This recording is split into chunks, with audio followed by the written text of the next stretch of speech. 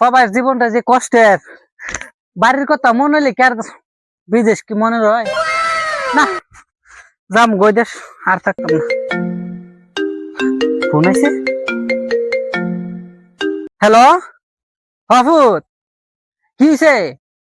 তুমি তো বিদেশ তাও আম্মা একটা বেটার লগে লাইন মারে। হ্যাঁ, তোমার মা বেড়া তাহলে কথা ক। কোন কোন ফুট কোন?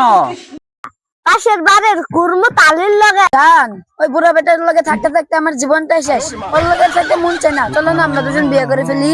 জান আমি তো তোমাকেই চাই। আচ্ছা বাতিজা, আমি দেশে ফিরে যাই, সমস্যা হয়েছে, তুমি এগুলা দেখে রাখো, ঠিক আছে? কাকা জান। আচ্ছা। মাথার গাম পায়ে ফেলে জানো কবে আইবো? কিরে ফুট, কি হয়েছে? আর আব্বা জান আম্মা কি করতাছে? সর্বনাশ। জান, ওই বুড়া লোকটার সাথে আর থাকতে মন চায় না। ওই খাচ্চটা শুধু আমাকে জ্বালায়, বিদেশ ওই না সোজা পড়ে আছে। জান, আমাকে ক্ষমা করে দাও। তুমি দেখো আমি চলে যাই।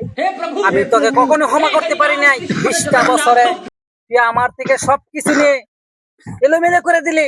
জান, দিনে রাত পরিশ্রম করে এত কিছু হাওয়াইলাম, এত কিছু দিলাম, আজকে থেকে তোকে আমার, তোর সাথে আমার কোনো রিলেশন নাই। একটা লাখ, জান, না আর তোর সাথে আমার দেখা নাই। 2 তালাক, না 3 তালাক। না